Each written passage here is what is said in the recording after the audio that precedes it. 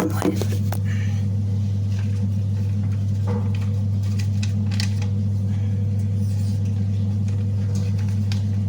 en esta tarde vamos a hablar un poco de la confianza en Dios, el ayuno como una disciplina espiritual, de la oración, de cómo estas cosas nos pueden ayudar a librarnos de los opresores, a librarnos de dirigentes malos, de cómo también debemos orar por aquellos dirigentes que tenemos.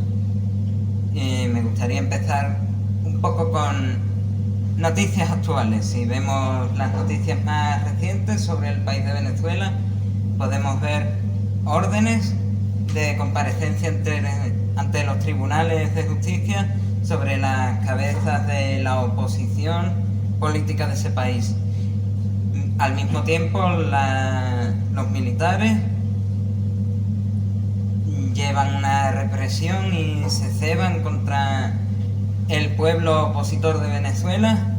Ya lo dijo Maduro en campaña política.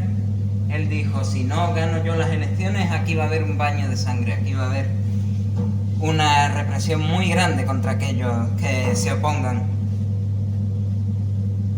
La pregunta en esta tarde, la primera pregunta en esta tarde: ¿recuerdan algún ejemplo en las escrituras similar a este, donde una casta de gobernantes se ceba contra un pueblo y algún dirigente de pensamiento diferente?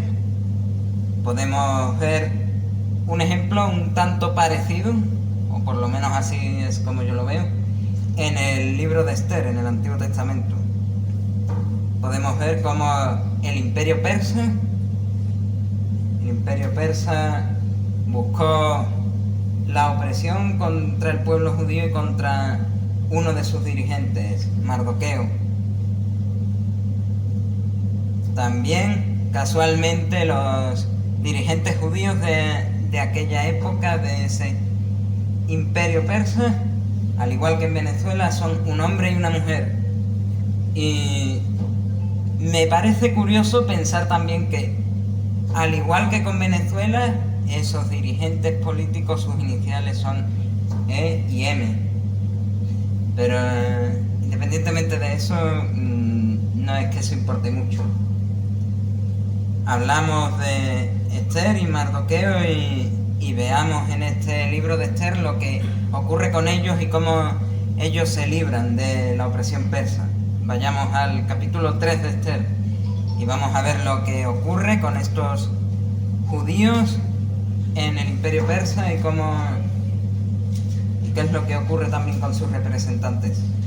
Esther 3, versículo 1, dice así la palabra del Señor: después de estas cosas, el rey Asuero engrandeció a Amán, hijo de Amedata, agageo, y lo honró, y puso su silla sobre todos los príncipes que estaban con él, y todos los siervos del rey que estaban a la puerta del rey se arrodillaban y se inclinaban ante Amán, porque así lo había mandado el rey.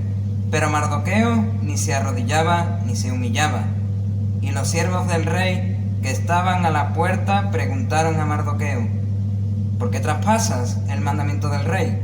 Aconteció que hablándole cada día de esta manera y no escuchándolos él, lo denunciaron a Amán para ver si Mardoqueo se mantendría firme en su dicho, porque ya él les había declarado que era judío.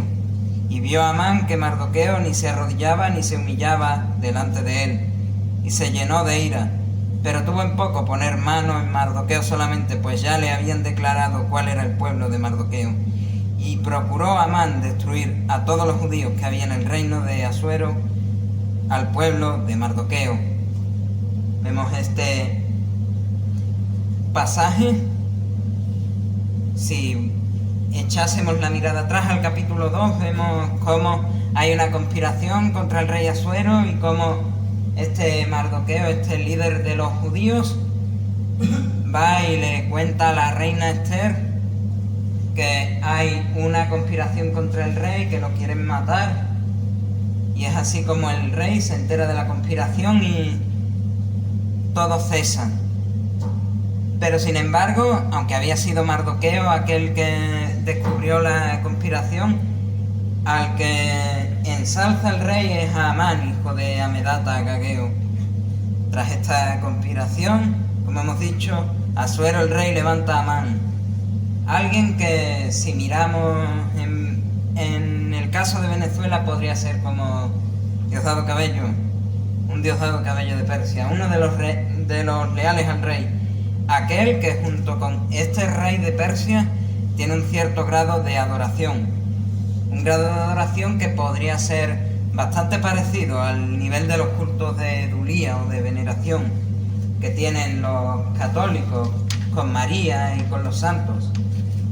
Así el verso 2 expone: y todos los siervos del rey que estaban a la puerta del rey se arrodillaban y se inclinaban ante Amán, porque así lo había mandado el rey. Como Mardoqueo era el creyente en un Dios único que demanda adoración exclusiva, y lo podríamos ver en el capítulo 45 de Isaías, versos 22 al 23, donde Dios dijo: mirad a mí y sed salvos todos los términos de la tierra, porque yo soy Dios y no hay más. Por mí mismo hice juramento, de mi boca salió palabra en justicia y no será revocada, que a mí se ha de doblar toda rodilla y jurará toda lengua. Mardoqueo debía rendir adoración exclusiva a su Dios y no a el rey, no tampoco a alguien a quien el rey había ensalzado, a un príncipe. Y vemos en las escrituras otros ejemplos. Mardoqueo no quiso arrodillarse ante Amán, así como los amigos de Daniel se negaron a doblar sus rodillas ante la estatua del rey Nabucodonosor de Babilonia. Parecida a esta situación, en Venezuela podríamos comparar a la líder María Corina con Esther y a Edmundo González con Mardoqueo. Por supuesto, es una comparación que no es para nada exacta, pero se podría decir que esta líder de la oposición en Venezuela, así como Esther, ha sido, entre comillas, la favorita del régimen. Aquella, aunque Maduro sabe que es una opositora, no ha puesto la mano sobre ella. Igual el rey Asuero no pone la mano sobre Esther, y ninguna de las dos tienen nada que hacer al respecto de los asuntos. Ni Esther en Persia tenía nada que hacer al respecto de los asuntos del reino, ni María Corina lo tiene que hacer en Venezuela. Son un poco apartadas con respecto a los temas del reino, a los temas del país. Esa deshonra que hemos visto contra Amán, por parte de Mardoqueo, enciende la ira de Amán, así como esta revolución en Venezuela, dada por los líderes opositores, enciende la ira de Maduro. Como ya lo dijo, si yo no gano las elecciones va a haber un baño de sangre, y estamos viendo en los telediarios cómo a menudo los militares paran las protestas. Hay gente que muere por protestar contra un régimen que la izquierda suele decir no es una dictadura. Aunque no lo sea, por lo menos está en esa línea, en ese límite. Así como pasa con Venezuela, también pasó con Persia. El dictador o el líder de turno va contra la cabeza visible de esa oposición. En el caso de Persia, Mardoqueo, que no se quiso arrodillar ante Amán. Y también contra los judíos en Venezuela pasa lo mismo. Maduro y los suyos primero van contra la oposición y después van contra aquellos del pueblo que quieran oponerse contra aquellos venezolanos que son contrarios al régimen.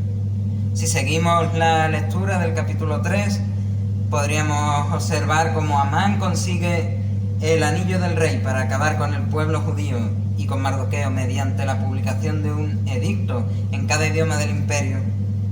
En ese edicto no sabemos exactamente lo que estaba escrito, pero lo que sí sabemos es que daba esta libertad absoluta a Amán para acabar con un pueblo y con sus líderes. En este caso, el líder de los judíos, Mardoqueo, no ha hecho como podemos ver en las noticias, no ha hecho como Edmundo y no ha salido huyendo hacia otro país, sino que, como podemos seguir leyendo, clamó amargamente. Vemos en el capítulo 4, versículos 1 al 3, que narran: luego que supo Mardoqueo todo lo que había hecho, rasgó sus vestidos y se vistió de cilicio y de ceniza, y se fue por la ciudad, clamando con grande y amargo clamor, y vino hasta delante de la puerta del rey, pues no era lícito pasar adentro de la puerta del rey con vestido de cilicio. Y en cada provincia y lugar donde el mandamiento del rey y sus decretos llegaba, tenían los judíos gran luto, ayuno, lloro y lamentación. Cilicio y ceniza eran la cama de muchos. Mardoqueo no solo no huye ante este problema, ante esta persecución contra los judíos, sino que además los judíos lo acompañan en su clamor a Dios, lo acompañan con lamento y lloro, con cilicio y ceniza. Adicionalmente, Mardoqueo hace su tormento bien visible ante un rey al que no podía ni acercarse, como dice el versículo 2, cuando escriben: y vino hasta delante de la puerta del rey, pues no era lícito pasar adentro de la puerta del rey con vestidos de cilicio.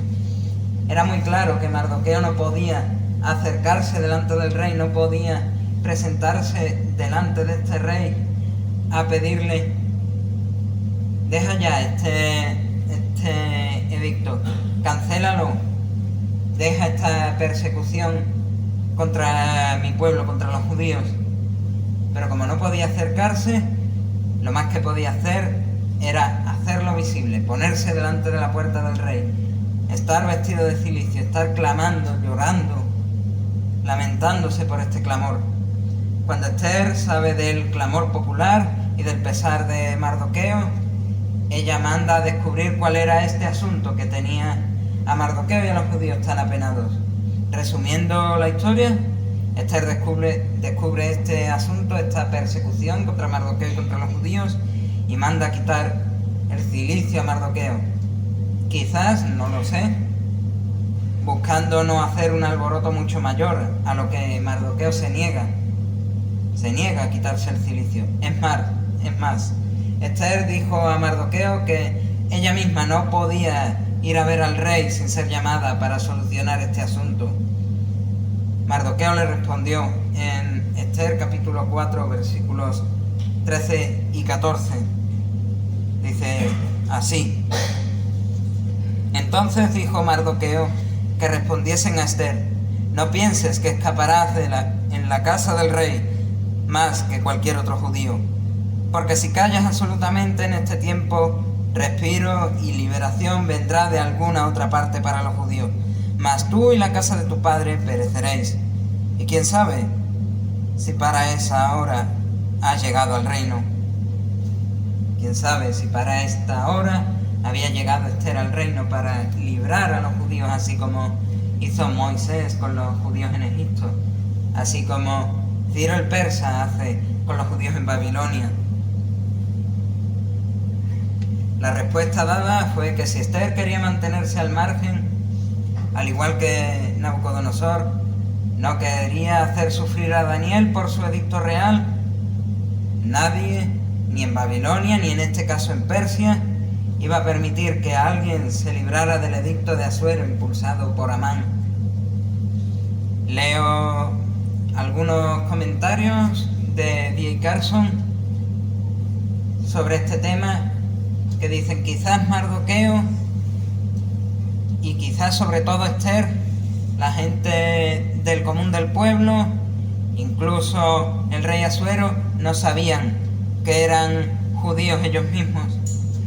Y en este caso, dice este autor, que quizás este Mardoqueo le estaba reprochando y le estaba diciendo, detrás entre líneas, a lo mejor ahora voy a ser yo el que le diga al rey que tú también eres judía, para que también vaya detrás de ti y tú no te libres de esta persecución, para que tú también tengas que pedir al rey para parar esta persecución y para parar este edicto.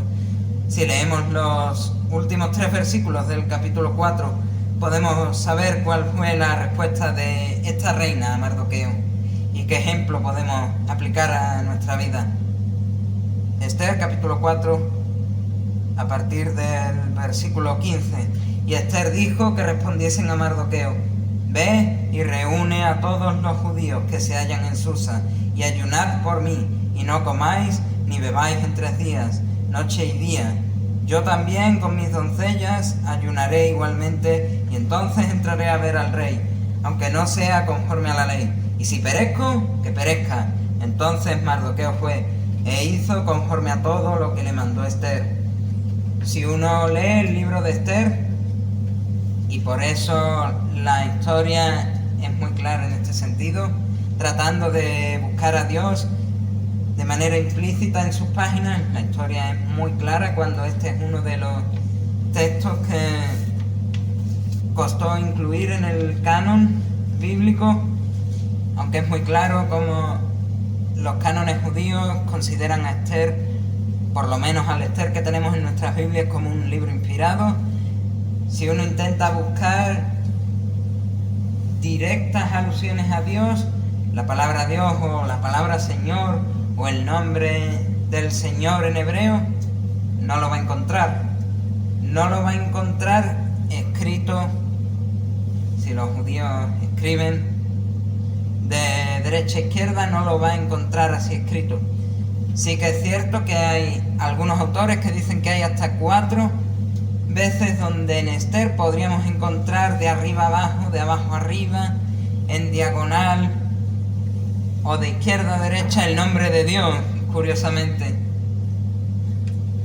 Sin embargo, y a pesar de que solo hay estas 4 supuestas alusiones directas a Dios, sí que podemos ver por todo el libro ese contexto religioso, ese contexto de adoración al Dios de los judíos. En el libro de Esther podemos encontrar en el contexto posexiliar de Esther y entre líneas dentro de este texto de Esther claramente la fe de los judíos que quedaban en el territorio persa, así como la fe de Esther y de Mardoqueo, los cuales tenían un más que evidente temor de Dios. En especial Mardoqueo, el cual primero clama en silicio y ceniza, como era costumbre, y después convoca un ayuno para que Esther pueda entrar en el aposento del rey sin morir, a lo que Esther ya termina por despreciar su propia vida cuando dice: si perezco, que perezca. Para Esther era mejor el bienestar del pueblo al final que su propia vida. Podemos aprender en este pasaje de Esther, en este texto, como Dios está al control de todo, que Mardoqueo se humilla y al final Mardoqueo es el que es exaltado. Cuando leemos en el libro de Esther que aquel que había descubierto la conspiración contra el rey, a ese el rey lo iba a exaltar, le iba a cumplir sus peticiones, y vemos como él dice: manda a un príncipe con el caballo real, con la túnica real, a pregonar por el pueblo para que puedan cesar con este edicto de persecución a los judíos y a los líderes judíos. Podemos ver cómo este Mardoqueo, que se había humillado, fue exaltado, y que el pueblo que había clamado a Dios fue escuchado por su clamor y por el ayuno que publicaron durante 3 días. No soy quien para esgrimir que debemos ayunar en ciertos momentos de angustia, ni mucho menos puedo aseverar que incluso aunque no haya una tribulación tan evidente como en este caso, como en el caso de Venezuela, uno deba ayunar varias veces a la semana, o durante ciertas fiestas, como vemos en el ejemplo de los católicos ortodoxos, que pasan más tiempo que ningún otro grupo cristiano que yo conozca, absteniéndose de ciertos alimentos como carnes, aceites y productos animales de toda índole, como hacen entre semana, que ni los miércoles ni los viernes pueden comer carne, como hacen durante los 40 días antes de la Semana Santa, que tampoco pueden comer carne, depende de cómo caiga la Navidad, incluso no pueden tomar aceite de oliva, como hacen antes de la fiesta del 15 de agosto, que durante unas semanas tampoco pueden tomar carne y se deben de abstener de ciertos alimentos a lo largo del año. Pues no puedo decir que nosotros como cristianos debamos hacer exactamente lo mismo, ni que tampoco debamos proclamar largos ayunos como podemos ver en los casos de las iglesias pentecostales. Pero lo que sí es claro es que como cristianos, y es una práctica que deberíamos hacer día a día, debemos de separar un tiempo para tener esa comunión con el Señor, esa comunión que aquellos que estaban ayunando allí en Susa tuvieron, que vemos en el caso de Jesús, que Él se levantaba muy de mañana para ir a un lugar apartado, tener comunión con el Señor, orar al Señor. Y los cristianos deberíamos hacer lo mismo, apartar este tiempo para el Señor, para presentarle esas preocupaciones que tenemos.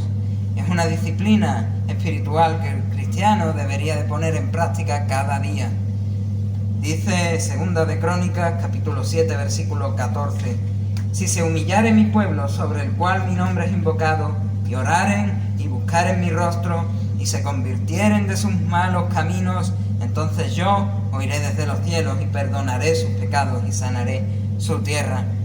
En esta tarde, lo que quiero que tengamos muy en claro es que debemos apartar ese tiempo para tener esa comunión con el Señor, ese tiempo para humillarnos delante de la presencia del Señor.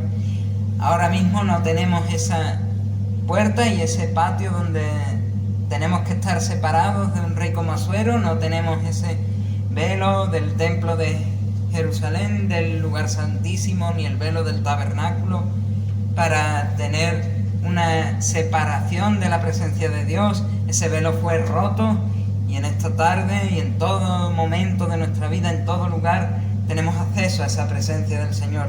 Por tanto, en esta tarde lo importante es que separemos ese tiempo para estar con el Señor, para estar a solas en comunión con el Señor, para apartarnos, porque al fin y al cabo el ayuno no es exclusivamente dejar de comer algunos alimentos o dejar de comer y de beber, sino apartar ese tiempo con el Señor. Y en esta tarde me gustaría que tuviésemos claro eso, que hay que apartar este tiempo con el Señor, que hay que orar, invocar el nombre del Señor, buscar el rostro del Señor, convertirnos de nuestros malos caminos. Y si no lo hemos hecho, pedirle al Señor que nos ayude en ese sentido. Pedirle al Señor que tengamos en nuestros corazones claras estas verdades del Evangelio, de este sacrificio de Jesús en la cruz del Calvario, que Él murió por nuestros pecados, que Él fue aquel que rompió el velo del templo de arriba abajo, que nos ha dado ese acceso a la presencia del Señor. Entonces, si nos apartamos de nuestros malos caminos, nos convertimos, buscamos el rostro del Señor, oramos, nos humillamos como pueblo del Señor, invocamos el nombre del Señor, entonces dice el Señor: oiré desde los cielos y perdonaré sus pecados. Mis pecados, tus pecados, los pecados de todas las personas que estamos aquí y de las que no estamos aquí también. Y sanará su tierra, sanará esta tierra, Sevilla, que tanto necesita ser sanada de ese pecado de idolatría, de ese pecado en cada pueblo pequeño donde a los cristianos se les menosprecia por ser verdaderamente cristianos. En cada pueblo pequeño en México donde a los cristianos se les encarcela por ser cristianos. En cada pueblo pequeño o cada ciudad más o menos grande en Mongolia donde a los cristianos se los ve como aquellos que piden a los fieles de la iglesia el 10%, el 20%, su diezmo. En fin, para terminar, me gustaría que en esta tarde orásemos por nuestras autoridades para seguir teniendo esta libertad de poder proclamar la palabra, de poder anunciar e invocar el nombre del Señor. Me gustaría también que orásemos en especial por Venezuela, por esta situación, y que el Señor sane esa tierra del pecado de la idolatría, que se conviertan al Señor, así como la mayoría de los que estamos aquí ya hemos hecho, y que el Señor bendiga su palabra y cale hondamente en nuestros corazones, y no solo seamos oidores, sino también hacedores. A Él sea la gloria.